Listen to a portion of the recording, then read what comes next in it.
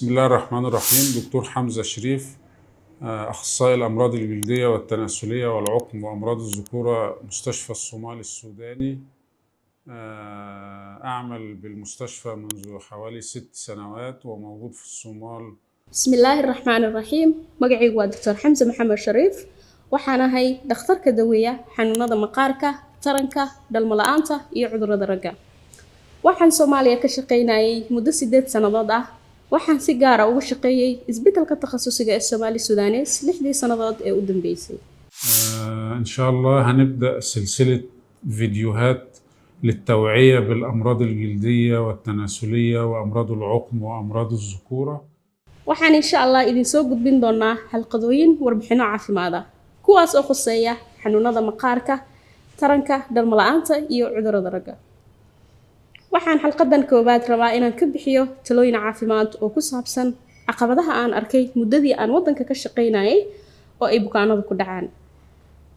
caqabadahaas waxa ugu horeeya in bukaanka markuu ugu horeyso uu arko xaalado la xiriira xanuunada maqaarka, taranka, dhalmo la'aanta iyo cudurrada ragga in uusan booqanin dhakhtar oo uu la daaho, taas oo keeni karta in marka dambe xaaladda sahlaneyd ay sii adkaato ama ay adkaato in la daweeyo.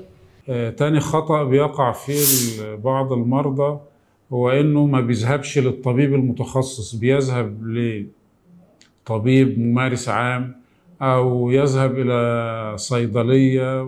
caqabadaha kale waa in farmashi caadi ah uu qofku booqdo, dawooyinkaasna ay hadhow caqabado kale ay keenaan ama sida aan aragnaba inay ku sii daraan xanuunka. waxyaabaha kale ee hadda soo kordha ee aan aragno waxaa ka mid ah in qofka bukaanka ahi uu iskiisa isku daweeyo isaga oo YouTube ama Google ka baarayo nidaamka daweynta.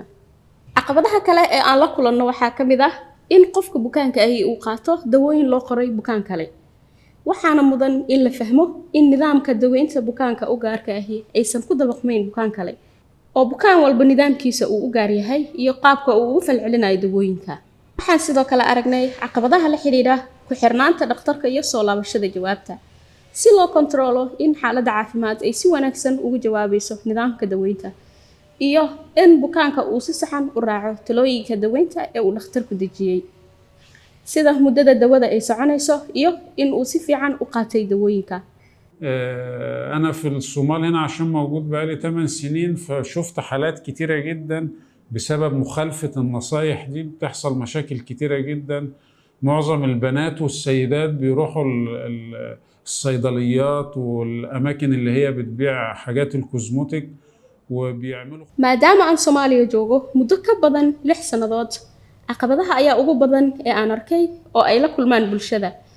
caqabadahaas oo dib u keenayo bukaanada sida dumarka isticmaala dawada corticosteroid iyo kareemada kale ee qasqaska si ay u helaan midab furan. dawadaas waa mamnuuc in la isticmaalo iyadoo uusan dhakhtarku qorin, waxayna ugu dambeyn keenaysaa in maqaarka uu gaaro dhaawac joogto ah oo aan laga soo laaban karin. ugu dambeyn, haddii aad qaadato talooyinkan caafimaad ee aan kor ku soo xusnay, aadna raacdo tilmaamaha caafimaad ee la xiriira ka foojignaanta iyo taxadirka waxyaabaha saameynta daran ku leh caafimaadkaaga, waxaad ka ilaalin kartaa badqabka caafimaadkaaga, waxaadna ka maarmi doontaa inaad isbitaal booqato insha Allah. mahadsanidin.